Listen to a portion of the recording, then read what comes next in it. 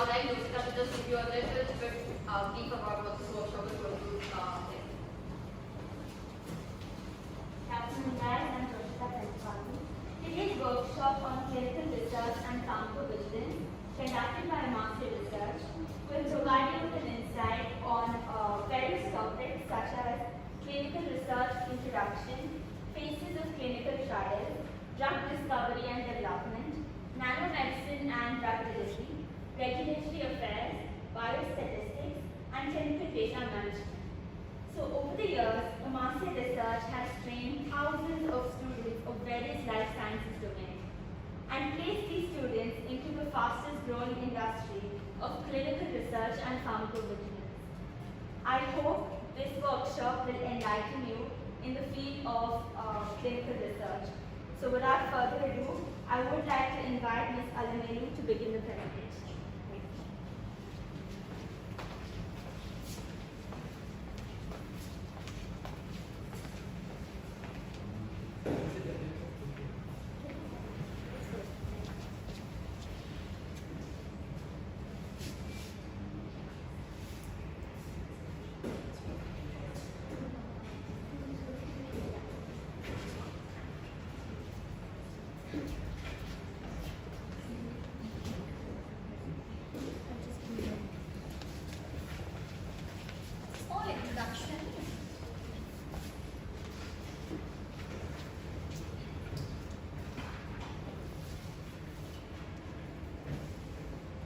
What exactly we do.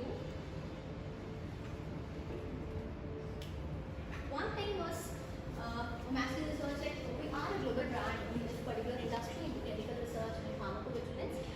And last time we had a session in Dubai. 2019 we had a first debut in multiple countries we did. And I think right now in 2020 and 2021 clinical research needs no introduction. Right? All of us are aware. At least when we've been doing this for a decade of time. So with a lot of colleges in Dubai and also with multiple countries, in fact Singapore, Malaysia, and it just so happened 2020 and 2021 even a common man knew what clinical research was all about. So how do we get the vaccines? Does it happen without a trial? So everybody knew how we tested and why it took a long time. Take a few moments so that you'll understand the global market that is available in clinical research industry. So this was in Dubai College of Pharmacy. This is your own college, Bits Pilani. Your seniors. 2019 we had this.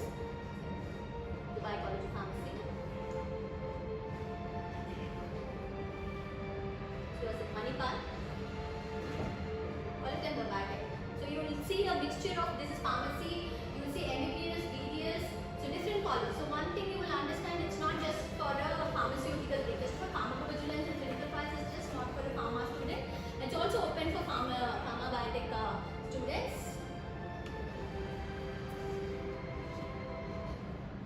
So we had it with Malaysia universities. Faster. Session faster.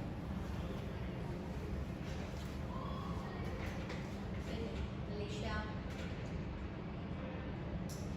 It was an University West.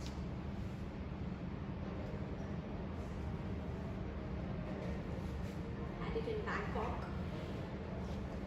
Eastern Asia University.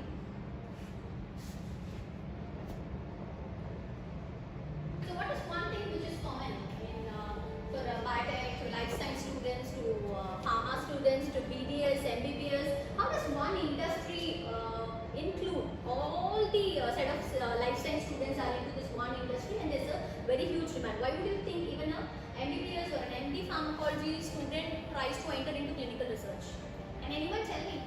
As we keep going through the video, can anyone tell me why is it this one industry, clinical research, pharmacovigilance, which is being the most accommodative industry for even doctors and MDs, after years of clinical practice they move into clinical research? What is the reason?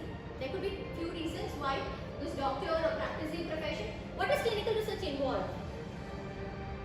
Are we so new? The subject is still new. I thought it should be a very interactive session. Drug design is clinical research.